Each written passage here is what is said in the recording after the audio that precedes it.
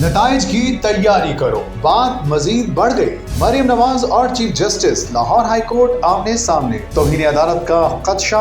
समी इब्राहिम ने बड़ी खबर ब्रेक कर दी। सीनियर सहाफी समी इब्राहिम ने अपने व्लॉग में गुफ्तगू करते हुए कहा कि लाहौर हाई कोर्ट में चीफ जस्टिस आलिया नीलम और मरियम नवाज के दरमियान सख्त बयानात का सिलसिला जारी है, जिसे अलामती तौर पर हल्की फायरिंग कहा जा सकता है, क्योंकि एक दूसरे के हवाले से दिए जाने वाले रिमार्क्स गैर मामूली हद तक सख्त है और तवील अरसा बाद इस नौयत की गुफ्तगू देखने में आई है। समी इब्राहिम ने बताया कि इस वक्त सूरत हाल ये है कि मरियम नवाज और चीफ जस्टिस हाई कोर्ट आलिया नीलम आमने सामने आ गए हैं। आज चीफ जस्टिस ने सरकारी वकील से सख्त सवालात करते हुए कहा कि नताइज के लिए तैयार रहें। ऑर्डिनेंस में कहाँ ये लिखा है कि डिप्टी कमिश्नर को ट्रिब्यूनल के इख्तियारात हासिल हैं? हाई कोर्ट के वाज़ेह अहकामात के बावजूद कमेटियां किस बुनियाद पर काम कर रही हैं? हुकूमत अपने बनाए हुए कानून पर भी अमल नहीं कर रही, क्योंकि कानून के तहत ये था कि ट्रिब्यूनल्स बनेंगे और अगर मामला लंबा चल रहा है और किसी साइल को शिकायत है, वो डिप्टी कमिश्नर को दरख्वास्त देगा। डिप्टी कमिश्नर मुतालिका सिविल कोर्ट से रुजू करेगा कि ये मामला ताखीर का शिकार है और फिर सिविल कोर्ट ट्रिब्यूनल्स को मामला रेफर करेगी। लेकिन ना तो ट्रिब्यूनल्स कायम किए गए और ना ही किसी सिविल कोर्ट से